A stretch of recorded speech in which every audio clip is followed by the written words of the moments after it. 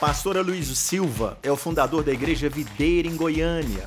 Em 1998, iniciou-se a Videira e no decorrer destes anos aconteceu um crescimento tão explosivo que hoje são quase 1.000 igrejas Videira, sem contar as associadas que se agregam sob a supervisão do pastor Aloysio. Tenho o privilégio de fazer parte da sua equipe, tenho sido tão edificado, instruído, inspirado através dos ensinamentos do pastor Aloysio, e eu estou certo que não será diferente aqui agora, nesse ambiente. A palavra de Deus vai fluir e você vai sair daqui impactado em o nome do Senhor Jesus Cristo. Ele é autor de 50 livros. Acredito que você já foi edificado pela vida do pastor Aloysio, seja lendo um dos seus livros, seja assistindo um dos seus vídeos, seja ouvindo um dos seus áudios. E eu declaro que a palavra agora, que vai fluir dos seus lábios, será como um divisor de águas para marcar a sua vida em o nome do Senhor Jesus Cristo.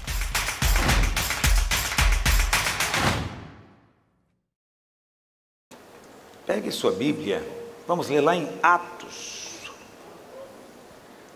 5, verso 1. Então eu preparei algo para pregar aqui. Não preguei em lugar nenhum, vou pregar aqui pela primeira vez. Só para abençoar os irmãos. E para ninguém sair dizendo, já tinha ouvido tudo que ele falou. Já ouvi tudo, né? Eu não me importo de você falar que já ouviu tudo. Na verdade, eu fico feliz de saber que você ouviu tudo. E como disse Paulo, para mim não é problema, não é enfado, não é canseira falar as mesmas coisas, não é? E para você é segurança. Então, esse ouvir a palavra constantemente é que vai, de fato, mudar a sua vida. E nem sempre você vai ouvir toda a palavra. Às vezes é só um pedaço, só um momento, só uma ilustração, só uma frase e que vai ser usada para mudar, ou que vai ser um instrumento de Deus para ter vitória numa certa circunstância. Eu estava falando aqui de permanecer no amor. Eu estava essa semana passada em Florianópolis fazendo uma reunião de pastores lá, e um pastor jovem, ele deve ter, não sei, talvez 22, 23 anos de idade, e ele nem é dedicação exclusiva. E ele, na outra vez que eu estive lá, ele me buscou no aeroporto num carro carro bem, como diz o outro, bem usado, e ele estava me contando que ele capotou esse carro, e quando ele saiu de dentro, né, do carro todo destruído, deu perda total, ele estava trêmulo, né, e ele lembrou-se da pregação. Isso é poderoso. Lembrou-se da pregação, e ele falou, eu vou ter que escolher agora como eu vou olhar essa circunstância. E aí ele falou, eu posso olhar essa circunstância como sendo juízo de Deus, castigo de Deus. Pode ser que eu comportei mal, que eu fiz algo errado, e Deus mandou isso aqui como castigo. Pode ser que eu não entreguei o dízimo, o devorador veio agora para levar meu carro. Ele falando, eu posso escolher a lei, ou eu posso escolher a graça. E a graça diz o quê? Que todas as coisas cooperam para o meu bem. Então eu não consigo entender como é que capotar o carro pode servir para o meu bem. E aí na hora que ele estava falando isso, ele raciocinando em voz alta, ele me dizendo, na hora que ele falou isso, veio ao coração dele, a única possibilidade que me ocorre é que Deus não gostava desse carro, Ele quer me dar um carro melhor. Ele falando, pastor, eu trabalho numa empresa, e aí como eu bati o carro, eu vou ser transferido agora para uma outra cidade, e eles resolveram que eu tinha que ter um carro novo, e aí eu fui agora, comprei um carro novo, e aí eu resolvi comprar um Corolla. Eu comprei um Corolla mais top que tinha, foi me buscar no aeroporto de Corolla, e ele dizendo, isso aqui é porque Deus não gostava daquele outro, e falou, vou dar um melhor para ele. Por isso que o único jeito que ele teve foi destruir o carro. Eu falei, não precisa ser tão dramático, mas permaneça no amor, permaneça no amor. Você sabe, as circunstâncias não devem traduzir para você o amor de Deus, mas você deve contar para a sua circunstância a respeito do amor de Deus. Porque Deus prova o seu próprio amor para conosco pelo fato de tudo ir bem conosco. É assim que está escrito? Pelo fato de você nunca ter problema. É assim que Ele prova? Romanos 5 diz o quê? Que Ele prova o seu amor pelo fato de Cristo ter morrido por nós, quando nós ainda éramos pecadores, inimigos dele. Então Deus já provou que nos ama. Quantos estão satisfeitos com a prova? Já provou que te ama. Então, não deixe que a circunstância fale a respeito disso. Elas não têm nada mais a falar a respeito disso. Mas o diabo quer usar as circunstâncias para desmentir o que a palavra de Deus diz. Fique com a palavra de Deus, mesmo que as circunstâncias pareçam dizer o contrário. Apenas descanse. Todas as coisas cooperam para o meu bem. Todas as coisas vão cooperar para o seu bem, porque você permanece no amor. E declarando que é amado. Amém, irmãos? Eu gostaria de compartilhar sobre Ananias e Safira. Aí você vai dizer, pastor, Ananias e Safira? Ananias e Safira, por quê? Porque é a pergunta que mais chega para mim. Impressionante como os irmãos gostam de Ananias e Safira. Não importa o que eu fale, alguém diz, mas é Ananias e Safira. Não importa o que eu pregue, né? Acabei de falar do amor de Deus, a pessoa fala, tudo bem, muito bonito, mas e Ananias e Safira? Então eu ando assim meio implicado agora com Ananias e Safira. Eu falei, eu vou desimplicar esse trem hoje. E eu quero compartilhar com você o que eu realmente creio a respeito de Ananias e Safira. Para você agora poder dizer, e então, o que dizer de Ananias e Safira? Você vai dizer, a graça de Deus me alcançou. Diz assim a Bíblia, entretanto certo homem chamado Ananias, com sua mulher Safira, vendeu uma propriedade, mas em acordo com a sua mulher, reteve parte do preço. E levando o restante, depositou-o aos pés dos apóstolos. Então disse Pedro, Ananias, por que encheu Satanás teu coração, para que mentisses ao Espírito Santo, reservando parte do valor do campo, conservando-o, porventura não seria teu, e vendido não estaria em teu poder? Como, pois, assentaste no coração este desígnio? Não mentiste aos homens, mas a Deus. Ouvindo estas palavras, Ananias caiu e morreu, sobrevindo grande temor a todos os ouvintes. Depois a mulher dele chega mais tarde, ela estava ainda arrumando a maquiagem, chegou um pouco atrasada na reunião, e ela morreu também, ok? Então essa história é de fato assustadora. Essa história é assustadora. E se ela está falando de mim e de você, tem toda a razão de nós ficarmos assustados, amedrontados, porque pode ser que qualquer hora dessa vamos cair morto também.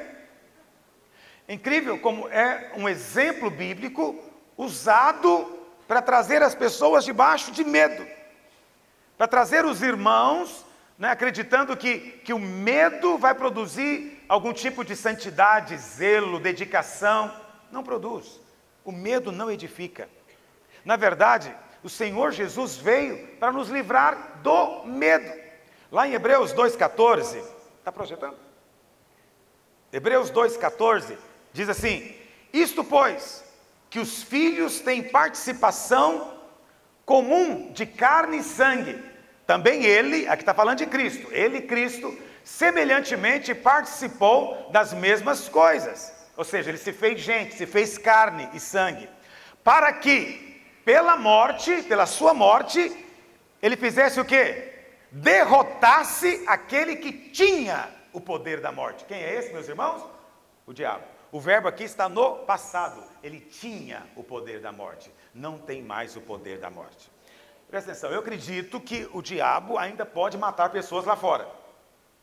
Se você me diz, o diabo matou aquela pessoa descrente que não cria em Deus, eu creio que é possível que isso aconteça, mas um filho de Deus, jamais. O diabo não toca em você, nem um fio de cabelo cai da sua cabeça, a não ser pela permissão do Senhor. Então aquele que tinha o poder da morte, foi derrotado pela morte. Na sua morte, o Senhor derrotou aquele que tinha o poder da morte, e que pelo poder da morte, verso 15, o que ele fazia? E livrasse todos aqueles que, com medo da morte, estavam toda a vida sujeitos à escravidão. Presta atenção, aqui está dizendo como é que o diabo escraviza. A palavra está dizendo que o diabo escraviza pelo medo. Como é que agora você está querendo edificar a igreja pelo medo? Aquele que venceu pela sua morte, o que tinha o poder da morte, por que ele agora iria ameaçar você de morte? Ele, o autor da vida, que provou da morte para destruir o diabo. O diabo tinha as chaves da morte, mas agora o Senhor Jesus tem as chaves da vida e da morte. Ele tem as chaves, ok? Então, não faz sentido nenhum você imaginar que ele agora vai usar a estratégia do diabo. Qual que é a tática do diabo? O diabo, ele escraviza as pessoas. De que maneira? Levando-as a terem medo. Mas não é qualquer medo. É o medo básico. É o medo, né, vamos dizer assim, que origina todos os outros medos. O medo da morte. A maneira como o diabo atormenta e escraviza as pessoas é pelo medo da morte. Na verdade, todo medo, em última análise, é da morte. Entende? Quando as pessoas dizem, eu tenho medo de voar de avião. Ela tem medo de quê? Da aeromoça envenenar ela lá em cima? Né? Dela ser atacada por algum louco dentro do avião? Não, ela tem medo do avião cair e ela morrer. Ela tem medo do quê então? Da morte. É que o avião, de alguma maneira, dá para ela a impressão que a morte está mais perto que em outros lugares. Mas todo medo é medo da morte. Eu tenho muito medo de... Me fala um medo aí. Não, esse eu já falei, medo, as fobias. Vamos falar de um medo mais próximo de você. Eu tenho medo de perder o emprego. O diabo escraviza pessoas com medo de perder o emprego? Não, eu não posso ofertar porque pode faltar. Alguém fala, mas você está com medo de ofertar? Sim, porque você tem que levar as outras consequências do seu raciocínio. Por que você tem medo de perder o emprego? Porque se eu perder o emprego, eu não vou ter o dinheiro, não tendo dinheiro, eu não vou ter como me sustentar, eu vou ter dívida, e no final das contas, em última análise, eu vou morrer. Então, o seu medo, no final das contas, é medo da morte. E você tem que evitar qualquer coisa que te aproxime da morte. A ansiedade é medo da morte. Toda fobia é medo da morte. Porque essa é a maneira como o diabo escraviza. Entende? Presta atenção, mas como que ele produz o medo na vida do crente? Uma vez que o diabo sabe, né, que o medo da morte é que vai prender as pessoas para fazer o que ele quer, como que ele produz esse medo? O diabo usa a lei para isso. Por que o diabo usa a lei? Presta atenção, porque a lei, ela produz morte. A maneira do diabo levar você a ter medo da morte é levando você a permanecer na lei. Então, quando o pastor Dene escreve o livro, né, e coloca o título, Não Decaia da Graça, esse versículo está lá em Gálatas 5:4, né? Lá em Gálatas 5:4, Paulo diz que quando você volta para a lei, você decaiu da... Muitos acreditam que isso é perder a salvação. Não é. Significa que você saiu de um lugar alto, que é a graça, e decaiu para um lugar baixo, que é a lei.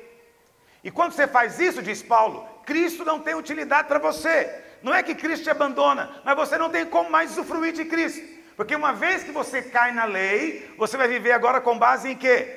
Não faça, não toque, não olhe, né? Você tem que ser perfeito, você tem que ser irrepreensível. E como você falha, a lei produz o quê? Condenação. E uma vez que vem a condenação, o resultado é o medo da morte.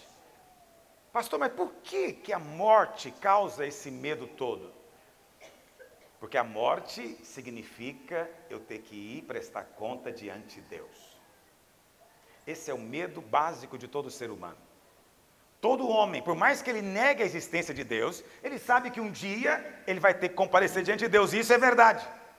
Todo homem um dia vai ter que comparecer diante de Deus. Mas se ele vive com base na lei do merecimento, qual que é a segurança que ele tem que chegando lá, Deus não vai condená-lo? Porque ele sabe que nunca fez nada o suficiente. Entende? O que as pessoas fazem é criar um outro tipo de lei. Elas dizem, não, Deus olha que eu estou me esforçando. Deus está vendo que eu estou tentando fazer o certo. Eu estou tentando, mas é porque é difícil. Aí você acha que diante de Deus funciona esse negócio de eu estou tentando, estou sendo sincero. Isso não tem poder nenhum para salvar você. A única maneira de você chegar diante de Deus e ser aceito, poder entrar, vamos dizer assim, no céu, é se você não tiver pecado. Esse é o único jeito. E todo mundo sabe que esse cidadão não existe, só Jesus viveu sem pecado. Como então, pastor? Como é que eu vou fazer? Não é? Por isso, o Senhor Deus enviou a Cristo para nos salvar. Nos salvar de quê? De que Cristo salvou você? Sim, da morte. Mas o que vem depois da morte? Cristo te salvou de Deus. Cristo salvou você de Deus. Ele veio para salvar você porque ele sabia, e é verdade, todo homem vai ter que comparecer diante de Deus. E o que seria de nós nessa circunstância? Então Cristo veio. Aí ele cumpriu a lei no nosso lugar. Aí quando você crê nele, Deus pega a justiça de Cristo e coloca em você. E pega o seu pecado e coloca em Cristo. Essa é a grande troca da nova aliança. Quando isso acontece, quando o seu pecado é tirado de você e colocado em Cristo, Cristo então leva o seu pecado para a cruz. E lá na cruz o seu pecado é destruído, é condenado. E a justiça dele agora é colocada em você. Só que você não vê. Você não vê as duas coisas, você não vê. Você não vê o seu pecado indo para a cruz e não vê a justiça dele vindo para você. Você aceita isso pela fé. Você crê que é verdade. Deus diz, eu estou vendo você agora em Cristo. E aí agora você vai morrer. Vai chegar diante de Deus. Precisa ter algum medo? Não, porque quando você chegar lá, não é você, é Cristo. Entendeu? Você está nele. Uma vez que você está nele, você aceita. Você aceita. Mas todas as vezes que você decai da graça e volta para a lei sempre condena. A lei condena o melhor dos homens, mas a graça perdoa o pior dos homens. A lei condena o melhor, porque o melhor não é suficiente para o padrão da lei. Então o que o diabo faz? Se torna um legalista. Ele está o tempo inteiro te falando de lei, te lembrando do padrão da lei, cobrando você o padrão da lei, para dessa maneira gerar condenação e medo. Mas o crente não tem que viver debaixo de medo mais. Você não tem que ter medo mais. Medo de coisa alguma. Mas muitos, por que muitos não querem liderar? Porque tem medo. Medo de quê? Vamos ser francos. Quando o irmão diz que não quer liderar, ele tem medo de quê? Ele tem medo de encontrar um endemoniado na célula um dia? Ele sai correndo de medo? Não. Ele tem medo de fracassar. Entendeu? Ele tem medo de Deus não ser com ele. Ele tem medo de Deus falar para ele, você não cumpriu os mandamentos tudo, não vou na sua célula de jeito nenhum. Ele tem medo da reprovação divina. Mas o medo dele só existe por quê? Porque ele vive com base no padrão da lei. Ele tem que merecer, é favor merecido. Como ele não consegue cumprir, ele não merece. Ele fala, eu vou entrar nessa fria? Nunca. Deus abençoe o pastor Luiz porque ele é muito santo. Essa é a ideia muito comum dos crentes a respeito de pastores. É porque ele é muito perfeito. Inclusive é motivo porque muitos vivem atrás de um pastor para orar por eles. Não é porque você acredita que a oração do pastor Deus ouve, a sua Deus não ouve. É a velha mentalidade da religião. Como é que era no catolicismo? Você não orava direto para Deus, você falava com o santo, não é verdade? Então, por exemplo, você queria casar, qual que é o santo casamenteiro? Santo Antônio, todo mundo sabe, Santo Antônio. Aí você conversava com o Santo Antônio, para o Santo Antônio conversar com Deus. Porque o Santo Antônio é bonzinho, Deus ouve, mas se você falar direto com Deus, você está perdido. Mas o Santo Antônio às vezes não queria te ouvir, o que você fazia com ele? Punha ele de cabeça para baixo no balde. Torturava o santo. Você vai orar ou não vai, miserável? Não é verdade? Até que ele, tá bom, eu vou orar. Aí você casou. Você vê que foi uma oração cheia de graça, um relacionamento muito afetuoso entre você e o santo. Aí você converte, agora você mudou de religião, então você não tem mais Santo Antônio, agora você tem o São Dênio. Né? Tem o São Dênio, porque se o São Dênio orar por mim, a coisa vai acontecer. Mas se eu mesmo orar, presta atenção, não estou dizendo que a oração do pastor, dos líderes não é importante. Mas acredite em mim, muitos pedem a oração dele porque se sentem debaixo de condenação. Acreditam que se eles mesmos orarem não vai acontecer nada, porque Deus vai ignorar, porque você é um crente terceira. Mas como é que você avalia o valor do crente? Pelo tanto que ele obedece os mandamentos. Como é que Deus avalia? Pelo tanto que você crê que é amado. Quanto mais você crê que é amado, mais coisas boas acontecem com você.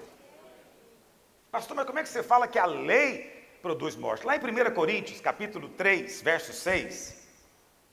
1 Coríntios 3, eu não esqueci de Ananias e Safira não, viu? É porque é importante falar para você por que o povo gosta de usar ilustração. Eles gostam de usar ilustração? Perdão, é 2 Coríntios, desculpa. Eu falei primeira? Falou mesmo? Não é condenação, não? Ok. 2 Coríntios 3, 6. O qual também nos capacitou para sermos ministros de um novo pacto. Né? Outra tradução diz, uma nova aliança. Você sabe, existe a velha aliança, que é a lei, e a nova aliança, que é a graça. E ele diz que essa nova aliança, esse novo pacto, não é da letra, mas do Espírito, porque a letra mata, mas o Espírito... O que é a letra? Saber o que é letra aqui é fundamental, ok? Então muitas pessoas interpretam a letra aqui como sendo a letra morta, né? O texto sem o Espírito, o texto bíblico sem o Espírito. Isso tem um fundo de verdade, mas na verdade não é esse o sentido que Paulo queria dar ao texto. A palavra letra aqui é uma igreja que deve ter muitos irmãos bem de vida e que deve investir no Tesouro Nacional. Alguém aqui sabe de que se trata? Investimento no Tesouro Nacional? Deixa eu ver. Como eu imaginava, quase todos sabem de que se trata. Quando você investe no Tesouro Nacional, vamos supor lá, você investe lá R$1.000. Como é que é feito esse investimento? Você está comprando letras do tesouro. Letras, o que é uma letra do tesouro? Esse negócio é surpreendente. No português moderno se usa isso. Então, quando você compra uma letra, você está comprando uma nota promissória, onde o governo diz que te deve agora R$1.000. A letra, portanto, é um escrito de dívida. Você comprou, o governo te deve. Você foi lá, deu R$1.000, ele te deu esse documento. E ele se compromete a pagar dentro de um certo tempo. Mas você pode comercializar isso é comercializável, não é verdade? Mas você agora tem uma letra. Essa letra, portanto, é uma duplicata, é uma promissória, é algo que tem que ser pago. Vamos entender agora nesse sentido? O que o texto diz? Nós somos ministros agora de uma nova aliança, que não é da... Então tira a letra e coloca aqui, não é da nota promissória, não é da cobrança, não é da dívida. Paulo está dizendo que a nova aliança não é da dívida. Você não tem letras no céu e Deus agora está com ela na mão, fala, estou com a letra aqui, letra do tesouro, né, seu, eu quero receber tudo. Então Paulo diz, toda letra que tinha lá no seu nome, dívida que você tinha realmente, foi tudo cancelado pelo sangue. Mas não é que foi cancelado assim, deixa para lá, não. É que foi pago. Pago, tem lá PG, pago. E uma vez que está pago, você esquece o assunto. Entendeu? Você não fica lembrando de dívida que está paga. Tem gente que não lembra nem quando não foi pago, mas se foi pago, então que você não deve lembrar de jeito nenhum. Não é verdade? Eu conheço irmãos que guardam caixas de coisas, de duplicatas e tal, porque eles dizem, pode ser que um dia queiram me cobrar. Então eles guardam lá. Entendeu? Tudo bem, eu até entendo isso. Mas você tem uma garantia permanente. Você foi lavado pelo sangue do Cordeiro e você recebeu o selo do Espírito. Isso significa que a garantia, que a sua dívida está paga. Quantos estão entendendo o que eu estou dizendo? Vamos continuar lendo.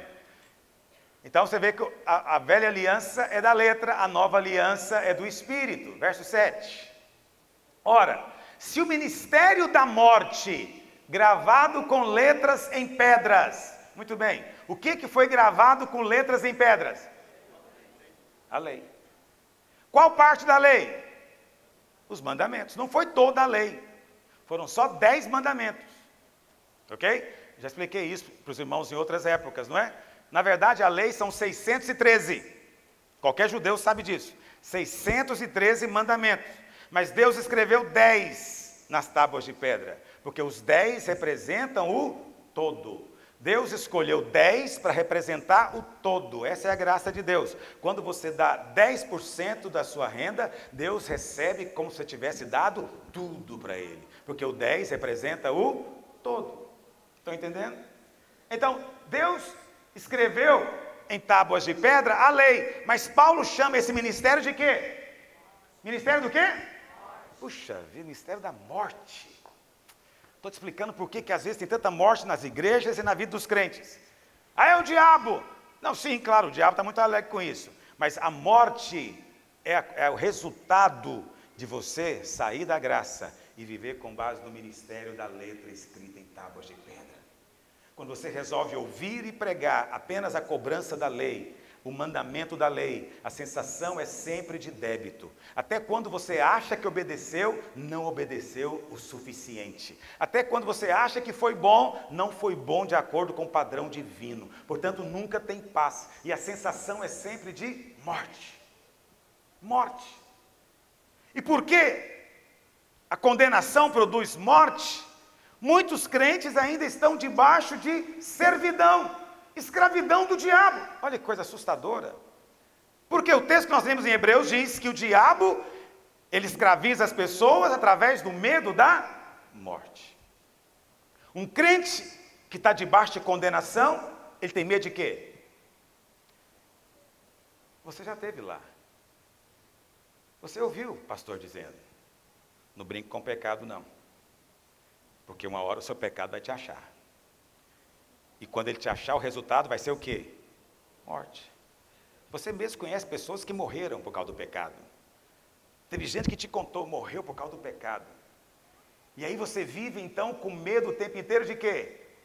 De que Deus venha te avaliar, te julgar, você é achado em falta, claro que você está em falta, e você então vai morrer. Morrendo, vai ter que prestar conta diante dele. Então você já fica em pânico desde já. Então, a igreja é o lugar onde não deveria ter ninguém em pânico, com fobia nenhuma, depressão nenhuma.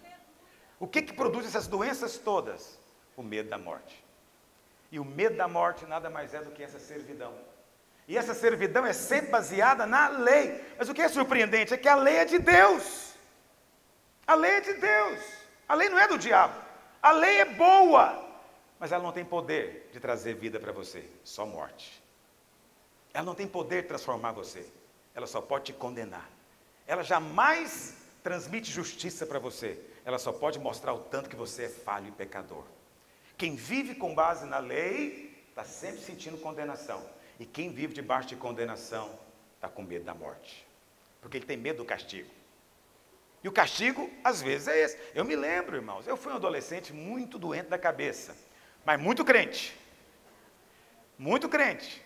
Crente, sim, mas aqueles crentes, mas eu era de uma igreja tradicional, mas bem legalista. Quer dizer, eu tinha as duas coisas ruins que existiam. Então nós éramos muito mortos no espírito e muito mortos também na lei. Mas a gente queria muito ser fiel. E eu era adolescente. E adolescente tem problemas, você sabe, em algumas áreas. E de vez em quando eu caía numa dessas áreas. Tinha uma em particular que eu caía. E quando eu caía, eu ficava trancado no quarto. E se eu tivesse que sair, eu não pegava ônibus. Porque eu dizia, eu não quero que inocentes morram comigo. Falo na presença de Deus. Eu ia para a aula a pé, pastor Dene, porque eu tinha certeza que ia cair um raio na minha cabeça.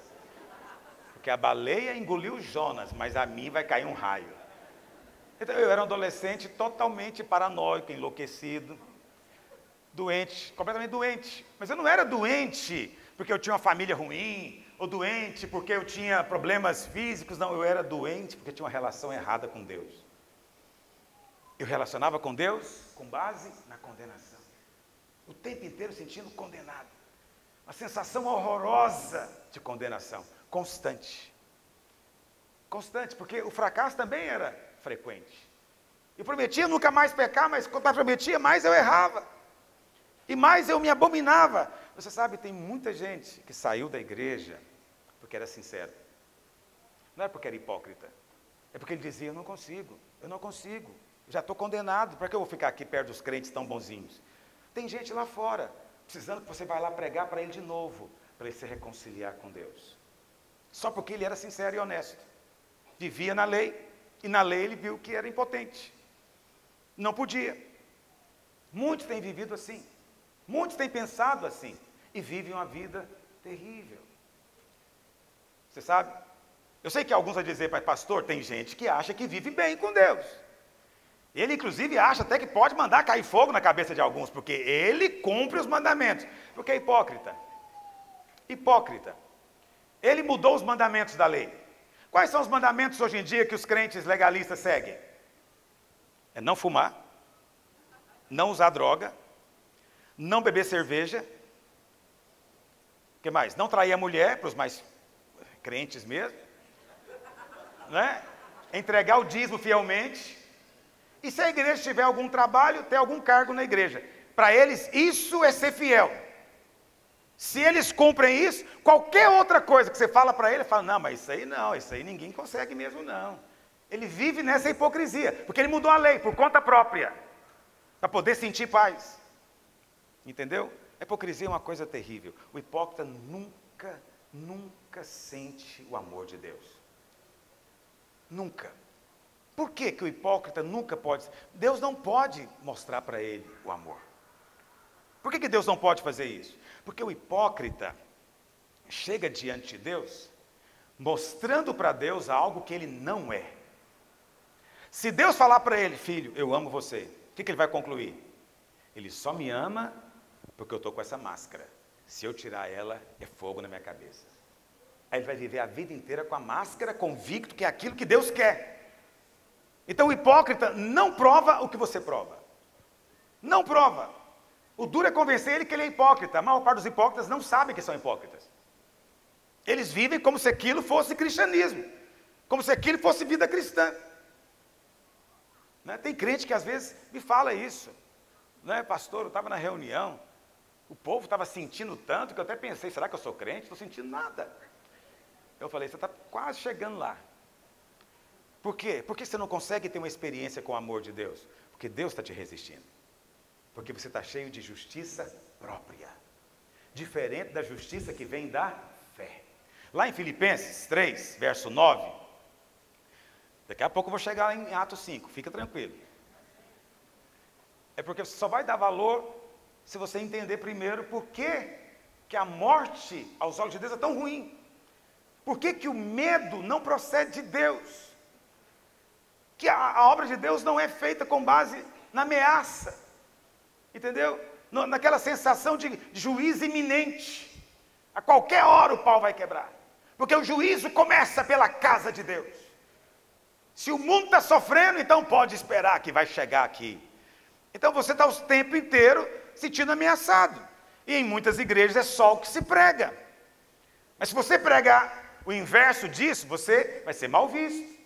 Vão dizer que você é a igreja da porta larga, né? Que qualquer um aqui é aceito. Como você tem muito medo disso, você fica receoso de avançar. Mas olha, Paulo diz em Filipenses 3, verso 9, e ser achado nele, não tendo justiça própria que procede da lei, senão a que é mediante a fé em Cristo. Paulo está dizendo que tem duas justiças.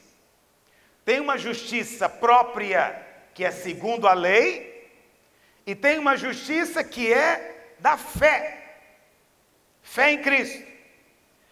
A justiça que procede de Deus, baseada na fé. Existe uma justiça inteiramente baseada na fé. Por que precisamos de ter essa justiça? Paulo diz. Se você vive com base na justiça própria, você vive na lei. A lei é ministério de morte. Todo crente que vive com base em justiça própria, vive baseado na lei, sentindo medo da morte. E quanto mais medo da morte ele tem, mais escravizado pelo diabo se torna. O que é uma contradição, porque ele é livre, é filho de Deus. Mas quando ele decai da graça e vai viver na lei, o resultado é isso, escravidão de novo. Que é isso que a única maneira que o diabo escraviza é pelo medo. Está escrito na Bíblia. Ele escraviza pelo medo. Então, Paulo diz, e ser achado nele, não tendo justiça própria. Qual que eu vou ter? A justiça que é mediante a fé. Para quê? Para o conhecer. Próximo versículo 10. Para o conhecer e conhecer o poder da sua. Vê que coisa interessante. O diabo, ele escraviza pelo medo da morte. Mas o que o Senhor quer é que você conheça o poder da vida ressurreta. Nem é da vida natural, é da vida ressurreta. Por que que muitos não conhecem ainda esse poder da vida de ressurreição? Porque não compreendem ainda o Evangelho sendo pregado. Não compreendem ainda a justiça que procede da fé. E porque não compreendem, continuam debaixo de condenação e medo. Mas em nome de Jesus, essa história é diferente aqui nessa igreja. Porque aqui os irmãos têm tido seus olhos abertos. Você aqui tem compreendido com todos os santos a altura, a profundidade, o comprimento e a largura do amor de Deus, para ser tomado da plenitude do céu. Mas, pastor, então o que isso tudo tem a ver com Ananias e Safira? Porque a base que muitos crentes têm para dizer, olha, o pastor Luiz está pregando isso aí, mas essa pregação está desequilibrada. Está desequilibrada porque você precisa de ter mais temor de Deus. Você precisa ter mais temor de Deus. Mas na cabeça deles, temor é medo. Temor não é medo. Temor é reverência. Temor é respeito. Temor é adoração. Ok? Mas temor não é medo. Temor, na verdade, é percepção da graça. Você teme quando você entende que os seus pecados foram todos perdoados. A Bíblia fala que a mulher hemorrágica, quando ela tocou em Jesus e foi curada, ela começou a tremer e temer. Ela estava com medo de Jesus? Não, porque ela viu que coisa sensacional que ela tinha experimentado. Então ela tinha temor e tremor, porque ela provou o poder. Mas alguns dizem, não, essa palavra tem que ser equilibrada. Você realmente pode crer na graça, no amor de Deus, mas cuidado. Se você pecar, você pode ser punido com a morte. Então usa Ananias e Safira. Eu quero dizer para você a minha opinião, você pode jogar fora depois, o pastor Dene pode jogar também se quiser, recomendo que não faça. Eu creio que Ananias e Safira não eram crentes. Portanto, a história deles não se aplica a você. Não, pastor, tudo que está na Bíblia se aplica a nós. Não é assim que funciona, ok? Tudo na palavra de Deus está escrito para a sua edificação. Mas nem tudo é para você. Entendeu? Quando você lê lá em Isaías 14, ó estrela da manhã, como caíste do céu, tu que dizes no teu coração, subirei acima das mais altas nuvens, serei semelhante ao Altíssimo. Esse versículo está falando de quem? Satanás, não está falando de você. Ok? Mas está lá para nossa instrução. Lá em Mateus 21, 22, né? Quando Jesus fala, ai de vós, escribas e fariseus, hipócritas, raça de víboras, sepulcros caiados. Está falando para quem? É para nós ou para o fariseu? Para o fariseu. Mas é tão comum em igreja legalista levantar um profeta, né? Profeta sério, que quer a santidade da igreja. E ele levanta e diz, ó raça de víboras, até quando vos sofrerei? Mas o Senhor Jesus nunca chamou suas ovelhas de raça de víbora. Nunca. O Pai nunca chamou seus filhos de cobras. Porque cobra quem é filho da cobra, você é filho de Deus. Mas tem gente que fala isso e diz, está escrito. Está escrito, mas não é para nós não. É para nossa advertência, instrução. Mas não foi escrito para nós. Quase entendem o que eu estou dizendo? Então tenha cuidado. Então, esse texto também está aqui. Eu creio que os dois não eram crentes. Pastor, porque se eles forem crentes, você tem um problema realmente doutrinário terrível aqui. Porque quando Ananias entrou, Pedro falou o que para ele? Ô Ananias, por que você mentiu para o Espírito Santo? Por que você deu metade do dinheiro falando que era o dinheiro todo? Se ficasse tudo com você, não era seu? Por que você precisava de mentir? Então, na hora que Pedro acabou de falar, Ananias ajoelhou no chão e falou, me perdoa, Eu não sei como é que eu fui fazer um negócio desse. E Pedro falou, nem eu te condeno. Vai, não peques mais. Foi isso que aconteceu? Ananias não teve chance de arrepender, filho. Nada. Foi instantâneo. Pedro falou, você não devia ter feito. Quando acabou de falar, não deu tempo. De nada. Ele caiu morto. Se isso é para crente, então onde é que fica Romanos 8? Agora, pois, nenhuma condenação há para os que estão em Cristo Jesus. Há uma contradição muito grande. Quantos concordam comigo? E vai contra. Eu fiz questão de juntar dois textos, você percebeu a minha sutileza? Jesus, os fariseus trouxeram para Jesus uma mulher pega em adultério. Não foi no outro dia não, pegaram ela na cama, tinha acabado de ter sexo, estava escorrendo nas pernas. É que você não usa imaginação, tem que usar. Ela não estava com roupa, enrolaram ela num lençol. Ela chega diante de Deus. Como que alguém chega diante de Deus assim? Ela esperava o quê? A morte. Ela esperava a morte, porque tudo que a lei produz é morte. Se há pecado, haverá morte. Mas só que ela mudou de dispensação na hora que ela encontrou Jesus. O Senhor falou o quê para aqueles caras?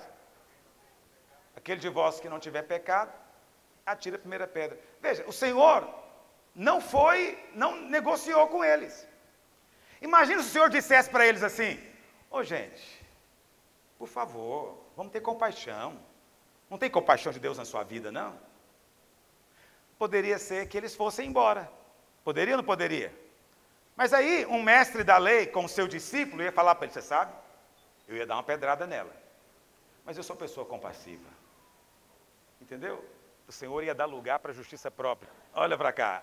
Então veja, Jesus fala aquilo, eles então, tomados pela consciência, vão embora. E a mulher fica sozinha. Ela não cai morta. O Senhor fala para ela, eu não te condeno. Não, vamos ser francos. Se eu pegar qualquer um assim, na hora do ato ali, eu sei, eu fico bravo demais. Entendeu? Mas Jesus não ficou. Ele falou, eu poderia te condenar, mas não te condeno. Eu posso jogar pedra, mas não jogo, porque eu não vim para condenar, eu vim para salvar. Então o Senhor está ensinando ali o ministério da reconciliação, sim ou não? Sim, Ele está ensinando. Quando Ele diz, nem eu te condeno, é para nós hoje. Mas aí tem um pastor que fala, não, mas e Ananias e Safira? Sempre tem Ananias e Safira. Entende? Então, Ananias e Safira cometeram uma blasfêmia, com certeza. E o ímpio, quando comete blasfêmia, ele pode ter consequências, inclusive de ser condenado eternamente. Porque Jesus diz que não há perdão para blasfêmia contra o Espírito Santo. Mas um crente jamais comete esse pecado. Está me ouvindo o que eu estou dizendo? Se o diabo falar na sua mente, você cometeu, é mentira. Não, um crente não pode mais cometer esse pecado. Pastor, por que você diz que eles não eram crentes? Só porque você acha? Então eu vou te dar dois argumentos, um forte e um fraco. O fraco é porque eu acho bonito. Olha para cá.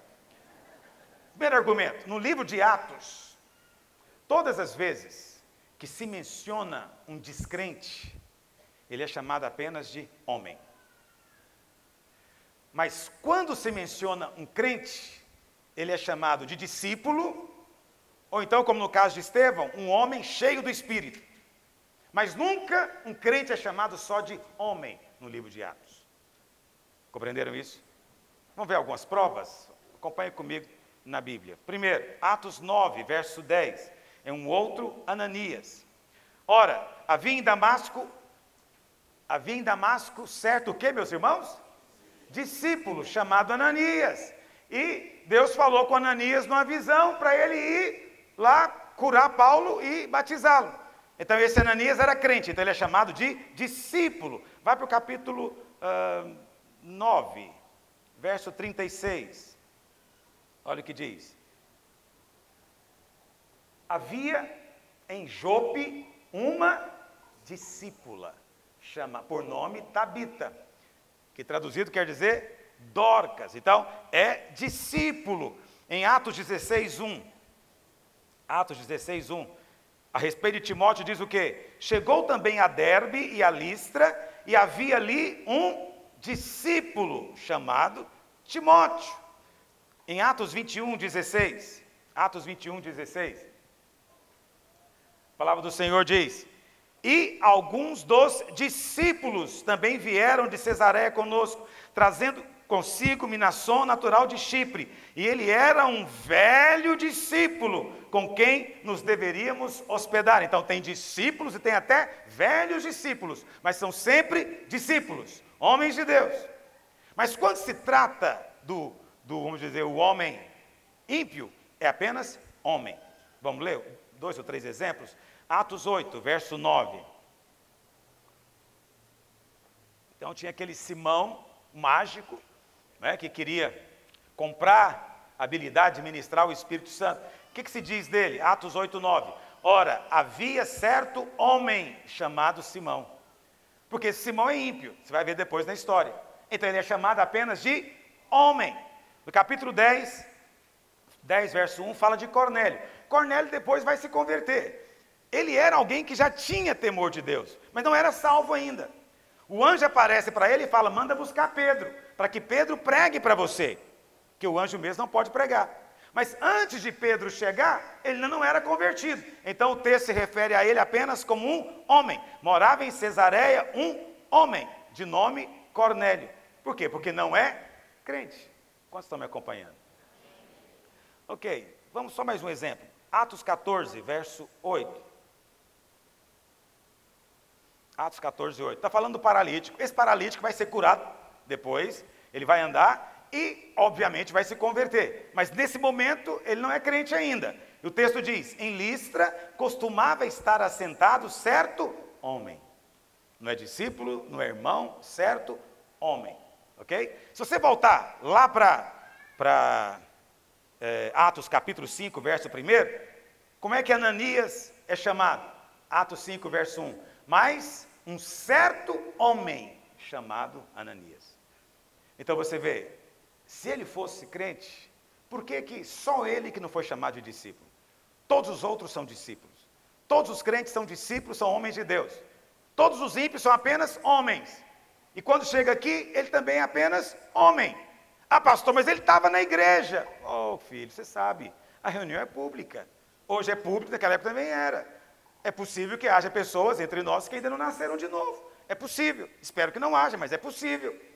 E é possível que essa pessoa, às vezes, esteja conosco muito tempo, inclusive, e não nasceu de novo. Então, para Deus, ele é apenas um homem. Se ele é apenas um homem e não é crente, então o exemplo dele não é para você.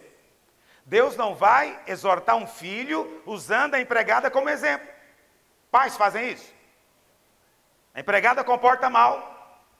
O pai chama ela, chama o filho e fala: vem cá ver o que eu vou fazer com a empregada. Você está demitida, pode ir embora. Aí ele volta o filho e fala: está vendo o que eu fiz com ela? Comporta bem, senão farei o mesmo com você. Pais fazem isso? Não fazem, porque o exemplo com a empregada não serve para o filho. Mas supondo que tenha 2 filhos, um filho comportou mal, eu chamo o outro e falo: vem cá para você ver o que eu vou fazer com o seu irmão. Aí eu dou umas varadas nele. Aí eu posso dizer: você comporta também, senão você é o próximo. Pode ou não pode? Pode, porque o filho é usado para exortar filho. Empregado não serve para exortar filho. O que é aplicado para empregado não serve para o membro da família. Então, se ele é crente, nós temos um problema. Mas pelo que eu te mostrei, ele não é crente. Portanto, não use mais o exemplo dele para trazer condenação na sua vida. E quando você encontrar alguém que constantemente o faz, ensina para ele que eu estou te ensinando hoje. Quantos dizem amém?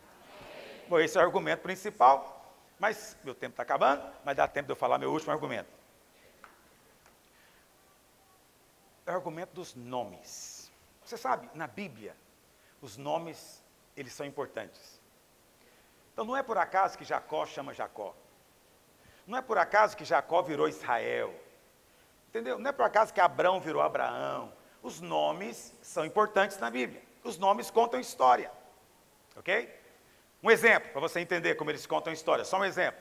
Você vê a história, por exemplo, de Zacarias e Isabel, que eram pais de João Batista. O que significa Zacarias? Zacariá significa Deus se lembra. Deus se lembra. Ele se casou com uma mulher chamada Isabel. Isabel no original é Elishevet. Por isso que Isabel em inglês é Elizabeth.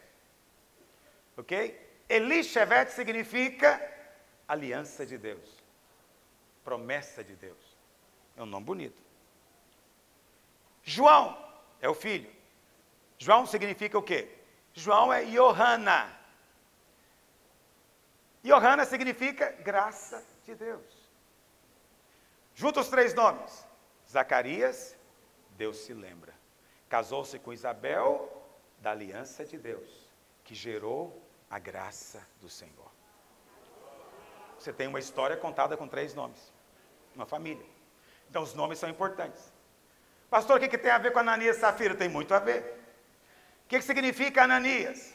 Ananias significa o mesmo que João. É porque em português talvez você não percebe muito claro, mas em hebraico, Yah ou Yó significa Jeová. Toda palavra, todo nome que tem Yah, no final ou no começo, tem Jeová. Então, Zacarias, entendeu? Aleluia, aleluia, porque Yah, louvado seja Jeová, ok? Então, tudo tem Jeová no meio, no significado. El significa Deus. Eli também é Deus, por isso que está nas suas Bíblias, né? Quando Jesus clamou, Eli, Eli. Em português é Deus meu, né?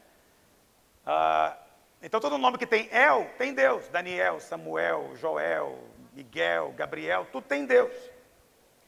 Por que eu estou falando isso para você? Volta para cá. Então, João é Yohana. Yohana. Jeová. Hana, graça. É o significado de Ana. Hana. O que é Ananias?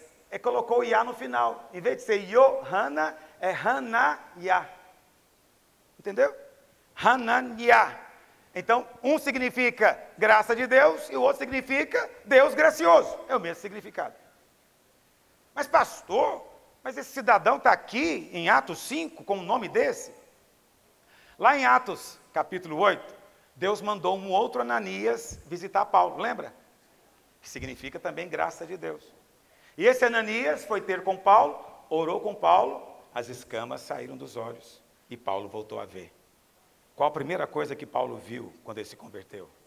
A graça de Deus, Ananias. Porque a graça de Deus é que abre os olhos. Só a graça de Deus é que tira as escamas. Só a graça de Deus é que traz luz no seu espírito. Só tem revelação quem tem a graça. Mas voltando para lá, Ananias então significa graça de Deus, mas ele era casado com Safira. Pastor, o que é Safira no original?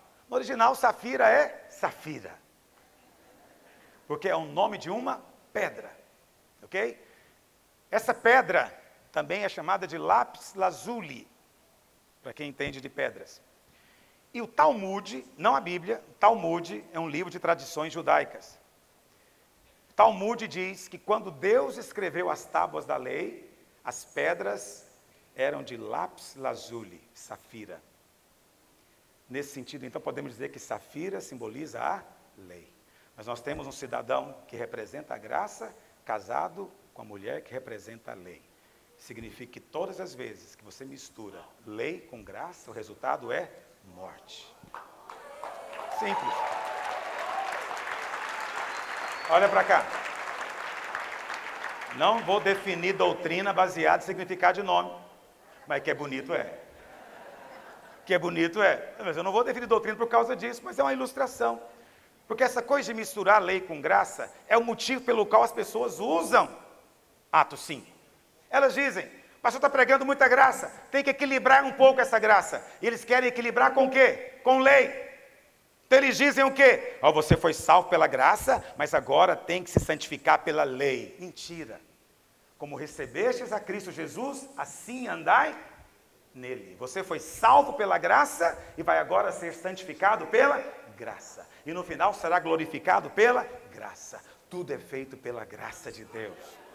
Mas muitos de nós queremos misturar. Essa é uma atitude comum, é o que a gente ouve frequentemente, é uma tentação comum na vida de nós líderes, porque nós acreditamos que a graça leva as pessoas ao pecado, mas isso é mentira, a lei leva ao pecado. A palavra do Senhor diz que a força do pecado é a lei, mas Romanos 6 diz que nós não somos mais dominados, vivemos debaixo do domínio do pecado, por quê? Porque não estamos debaixo da lei, e sim da graça. Quando verdadeiramente você entende a graça, você é liberto completamente do pecado, e não o contrário. Você não tem mais que andar com medo da morte.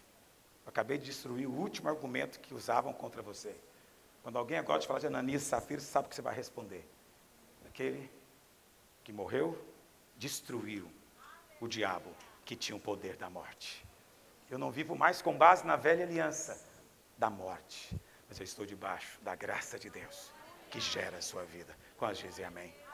Fique em pé onde você está. Vamos orar, que o Senhor nos dê revelação disso e remova todo o medo, todo o peso.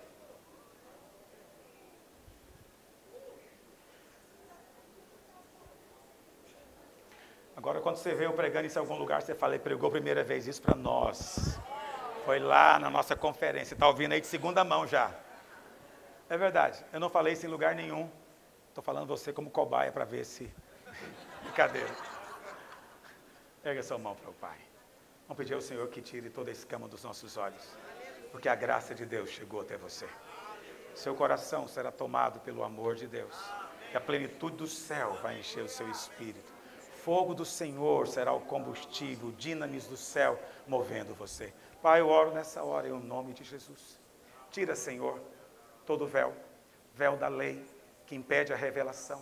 Dá que os teus filhos tenham os olhos abertos, que eles possam compreender com todos os santos a largura, a altura, a profundidade, o comprimento do amor do Senhor, que excede todo o entendimento, para que sejam tomados, ó Senhor, da plenitude do céu. Dá que os olhos sejam abertos, para que contemplem, e em contemplando sejam transformados de glória em glória. Pai, dá que os corações sejam hoje confirmados na Tua presença, cheios de toda a graça superabundante, que transforma a nossa vida, em o nome do Senhor Jesus. Amém e amém. Deus abençoe os irmãos.